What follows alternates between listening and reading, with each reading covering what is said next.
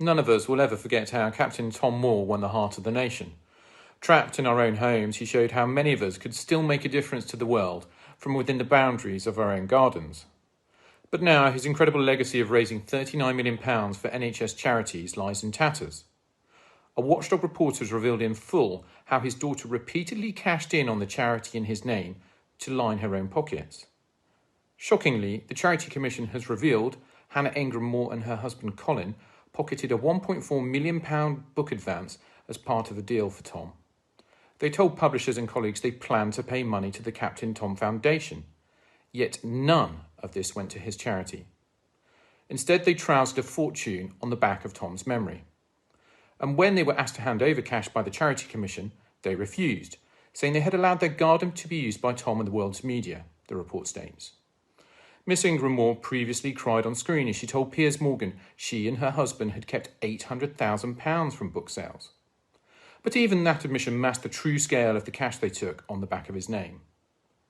Recent records show as little as £330,000 remained in accounts of the private company that Ingram Moores had the book advances paid to. Much of the funds is feared to have been ploughed into a luxury spa and gym the Sun revealed the couple built in their garden using the Captain Tom Foundation charity name, a project they were forced to pay to rip down because they were breaching planning permission. The £1.4 million advance they kept all of is made even more stark by confirmation in the report Captain Tom's Foundation only received £17,000 in book royalties, meagre by comparison. In other findings, the report revealed Hannah Ingram Moore took £18,000 to present an award in Tom's name, money that should have gone to the charity. Meanwhile, the Captain Tom charity merchandise website was even set up to redirect customers to external websites when no commission was paid to the charity. The foundation was paid just £8,900 from a Captain Tom gin and £1,200 in T-shirt sales. Charity Commission CEO David Holdsworth described repeated instances of a blurring boundaries between private and charitable interests, with Mr. and Mrs. Ingram Moore receiving significant personal benefit. Following the publication, there were calls for something to be done to get the money that was intended for the charity back. These were led by the charity itself under new leadership. In a statement, it hinted action could be taken. A spokesman for the Captain Tom Foundation said it joined the Charity Commission in imploring the Ingram Moores to rectify matters by returning the funds due to the foundation. It said it wanted them to be donated to well-deserving charities as intended by the late Captain Sir Tom Moore. The spokesperson added, "We hope they do so immediately and without the need for further action."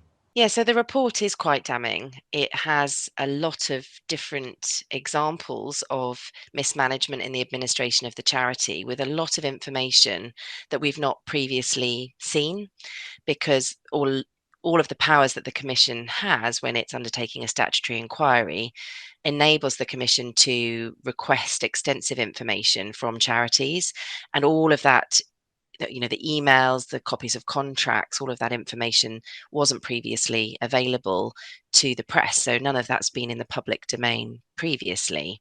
So with all of that extra colour to the various incidents that we all know about from the media coverage that we've seen to date, it does add a lot more information to what has happened and what went wrong and why.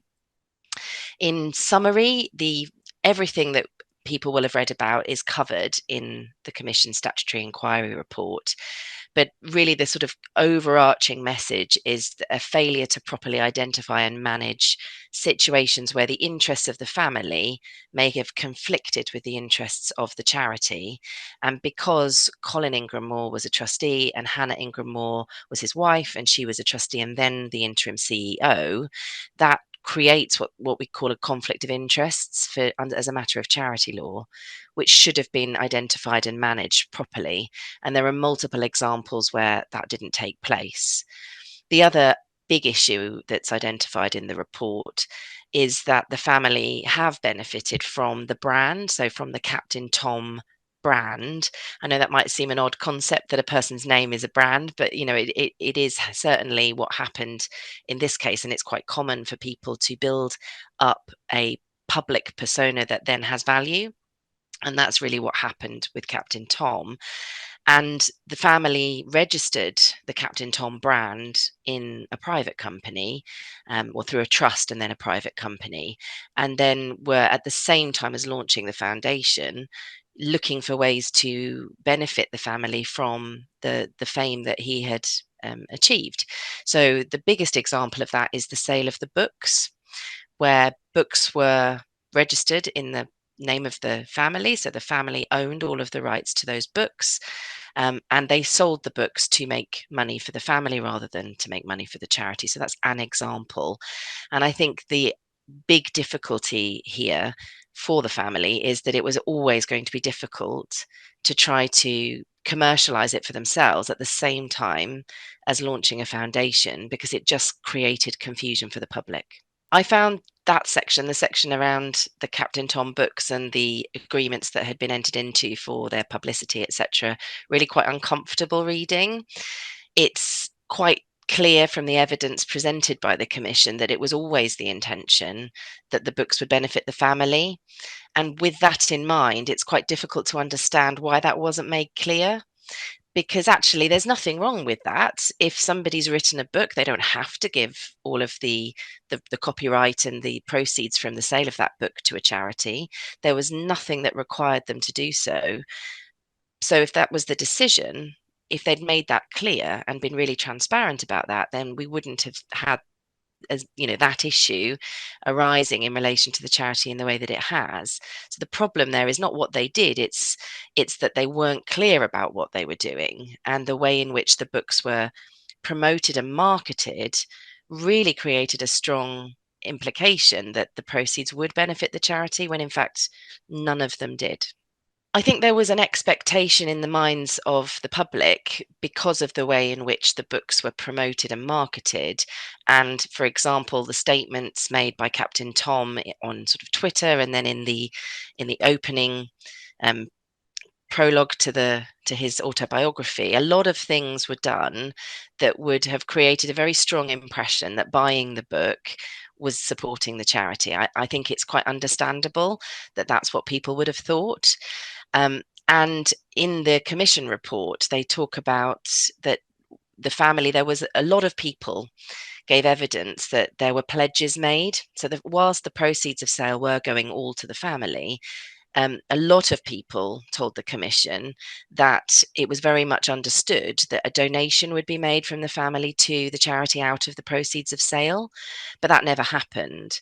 And so I think many people might have expected at least part of the proceeds, if not all, would have gone to the charity. And it's a shame that that donation never materialised. The Charity Commission, interestingly, wrote to the family twice, setting out the findings that they had and the conclusions they had reached relating to the sale of the books, and invited them to rectify matters, I think is the way they put it in the report, by making a donation to the charity, but the family declined to do so.